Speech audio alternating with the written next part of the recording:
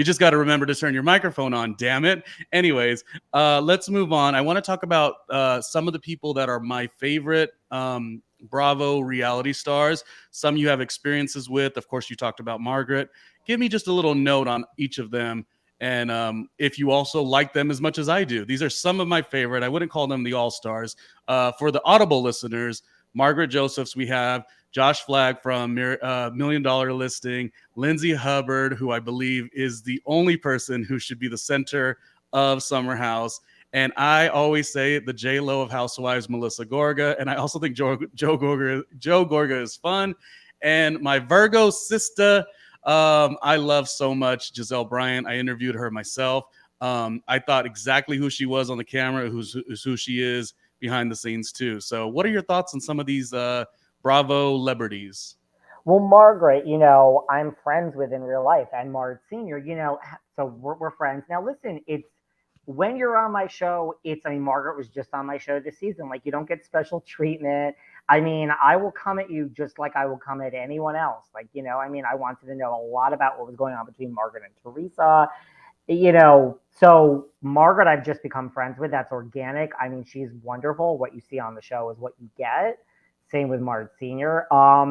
Gizelle, listen, she just, for some reason, there are people like Lala Kent is one of them. There are just people that just do my show every season or when they have something to promote. I don't know why. I mean, I'm not selling myself short, but Gizelle is just one of those. Once a season. She doesn't come on twice a season, but okay, great. So every season of RHOP, when it comes back, she comes. She usually comes at the beginning. I really like Gizelle too. I think she gets a bad rap. I don't know why. Such a bad rap, right? I don't know why everyone's always after her.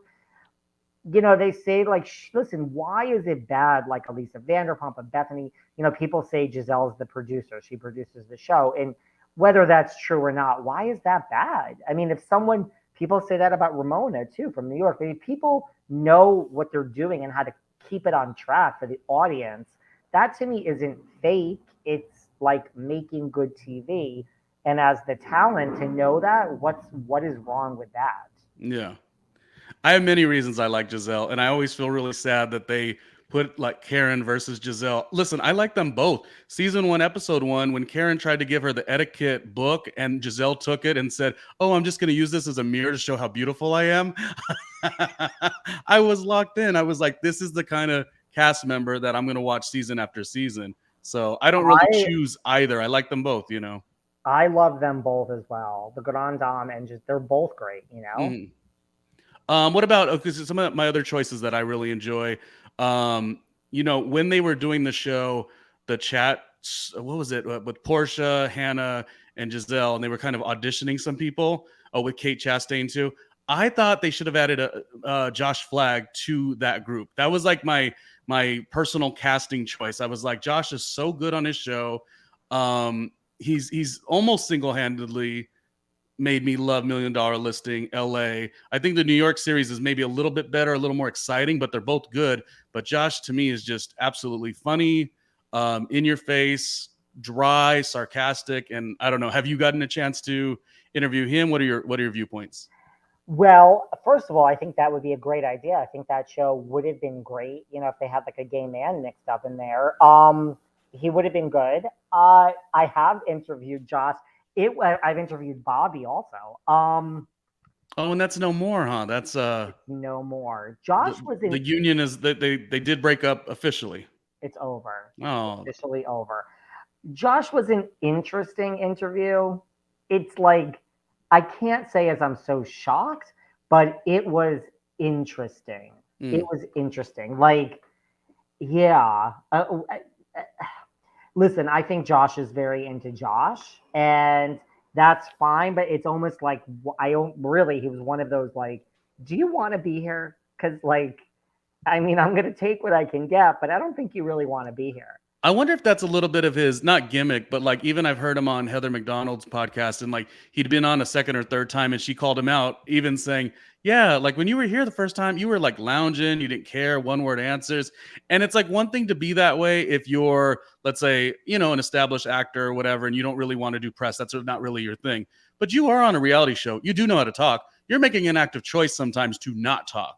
So I can see that would be a little depressing. So that Well, sucks on, yeah. and here to your point, this is so strange. It's like he came on and like 10, and I really try not to check my phone, Mhm. like we're in the moment. That is what it is. But Yeah. then when the phone's going off, you're like, okay, well, I'm going to glance down. And like 10 minutes into it, my team is telling me that he wants to come back on.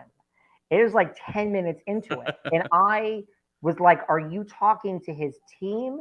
And because he did, like, they were talking to his team, like, is this like, where is this coming from? Like, are you checking in with them? Or is Josh like telling, it's like he was telling his team during it he wanted to come back on. And I was like, this is so strange because I Yeah. truly felt like this is horrible. Like, Yeah. horrible. He just doesn't want to be here. But I am obsessed selling Sunset. Any real estate show, I think $1 Million Listing LA, New York, selling Sunset, bring it on. The real estate porn, love it. How do you compare the two? Like, I kind of favor the Bravo ones. Um, Maybe for two reasons. The Netflix ones felt a little too shiny to me, but also, and this is just my own problem. I like a week by week airing. I don't really enjoy it's all out on Friday. I could just sit there with bonbons and watch 10 episodes. I don't like that. I like week by week. I like being excited about the next episode. I mean, if gun to the head, I would probably say I prefer selling Sunset, but just a tiny bit. Like the Okay. Bravos are phenomenal. Selling Sunset is Adam DeVillo, The Hills. So this is why it feels shiny to you. It's the same person that did The Hills, Oh, the Hills and Laguna Laguna Beach. Beach. Oh, Hills. Yeah. It's just like it's so addicting. But Yeah. I mean, look, I think it's more transactional on the Bravo ones, and they're great shows. They're great. They're Yeah. amazing. I feel like I learned stuff too. No dreams of being in real estate myself, although you never know. I learn a little. Even though it's a TV show, I feel like I'm always like stretching my mind. And the business acumen that each of them have on both series, or probably Selling Sunset too, it spills over, I think, a little bit in a way. Um, Last, I wanted to ask you what you thought of Lindsay Hubbard and the Gorgas, two of my favorites. I don't really enjoy Summer House's Paige at all. Um, I'm kind of hoping when Paige goes to Southern Charm, Naomi eats her up because I liked Naomi and Craig much better. Tell me your thoughts. That might happen. Well, it's funny. Like, look, I book people in a lot of different ways. Some people I know, some people are through like my team, agents, managers, networks. We'll just spare the story, but somebody came to me. We don't need to get into the details and was like, rank your summer house people. Let's see what we can do, but rank them, Mm, because that's how it works a lot of times. Tell us who you want first. Cause like I've had people like I've had Carl on, I've had Kyle and Amanda, and I was like, listen, I'll take anyone from the show because they're on brand. But if you want me to rank, I mean, number one is Lindsay, and let's just go mhm. down from there. And And also, nothing's wrong with Kyle. Kyle is the easiest person to want to not like, but if you break it down, he's amazing. done nothing wrong. The idea that like it's always this weird thing because especially in the show they have him dating Amanda, who's much younger, who I do like. But when Amanda's talking with her younger friends and her younger friends aren't in the position to get married, and they just have this whole thing where like Kyle's not mature enough. This whole storyline about Kyle not mature. I'd have red flags about his cheating, but not about anything else. And I'm like so enthralled. And for people to not give respect, to think if Kyle was not on this show, season one, episode one, talking about the turtleneck with Stassi, there would be no show. There would be no show. And like I know Kyle in the real world, and like let me tell you, Kyle is so engaging. Will talk business to you, like he's not some like dick that's just gonna like. Kyle is really like a real. He almost talks too much in the real world. You're almost like, okay, like this has been great.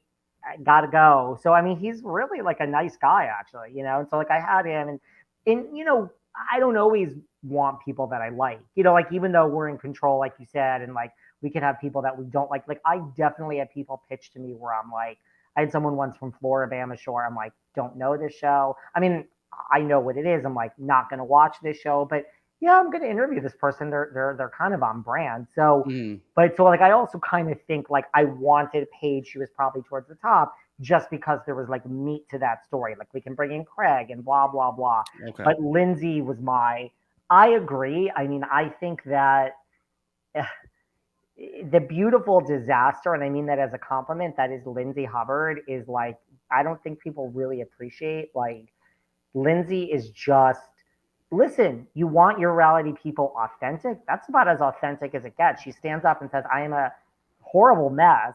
I have no dating skills at all. I mean, it's working out for her now. And I think Carl and Lindsay, I've always said this, they're going the distance.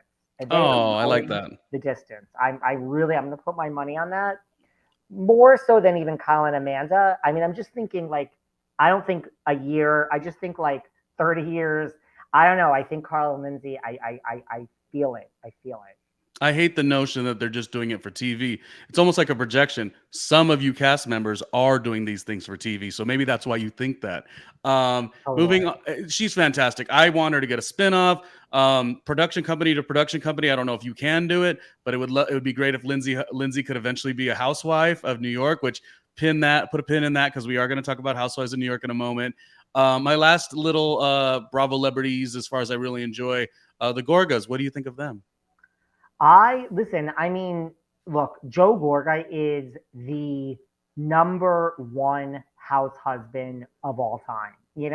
So if you think about like here is a sister who is one of the biggest housewives of all time.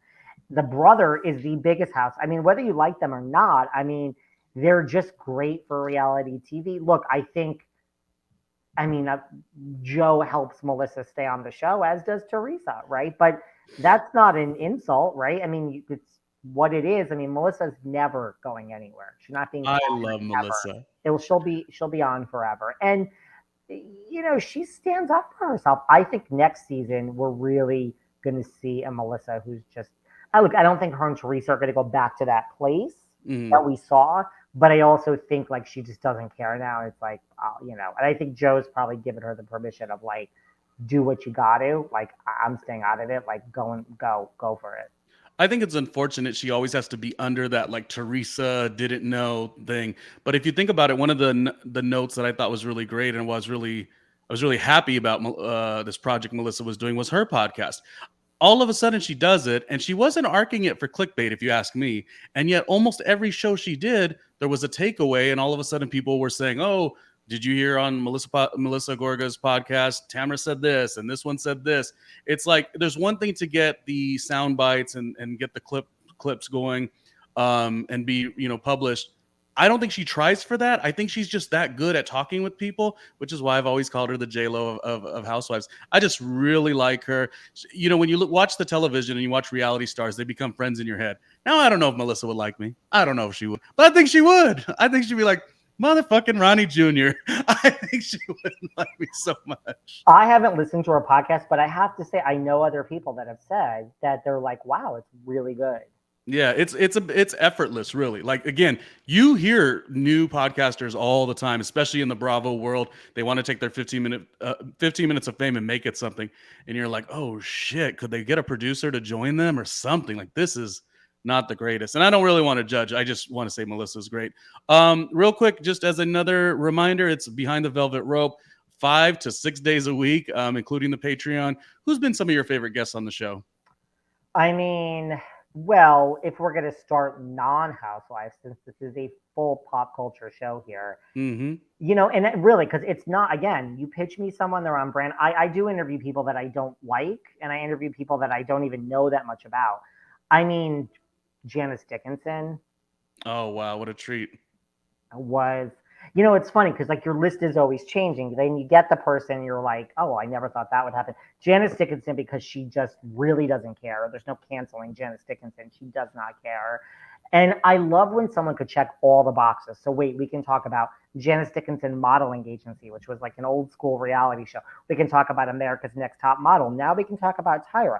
You're the world's first supermodel. I want to talk about Gigi Hadid. I want to talk about Kendall.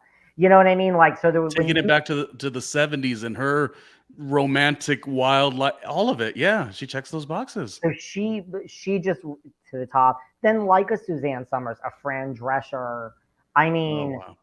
I had Jenny Garth. Like, I mean, I love 90210. So like, there's just moments where you're like, these are great guests, And then Housewives wise, I mean, like Countess Luann was great. I mean, she's always it's just what class with the countess. You're just like, Yeah. oh, I love you. Um, those are some of the ones, and like you said, like we were talking before, Claudia Jordan. Listen, I mean, the bottom line is, ex housewives do make better guests per se than a current housewife. But when someone's current and then it's just so you're in the drama, I have to say, preparing housewives are almost the hardest to prepare for Mm. because it's like it's really tied to a show, especially if they're current. And so it really, a lot of the discussion is like the drama and who said what and all that stuff, if that makes sense. Well, because they're not trying to promote the next season in some, sly, slick way. I think that's what's made Tamara so interesting. She's come off the show, and Dorinda too. They've come off the show, and they're the two that have been the most vocal. Like, no, I'm sad. I missed the show. And so when you get the interview in that context, you're like getting so much more. You're hearing Tamara say, "Yeah, my life changed, and they offered me this, and I didn't want to come and just be a friend of or a couple episodes, and you have to start looking at life differently." Versus, oh, you're going to get it all in season 15, or whatever it is. Yes, Claudia Jordan was the one interview that I had already known of behind the velvet rope, but that was the one that really got me like, oh, this is a fun show. And then you start subscribing, and I didn't know you were going to do 5 episodes a week, but now that you're in, you can't go nowhere.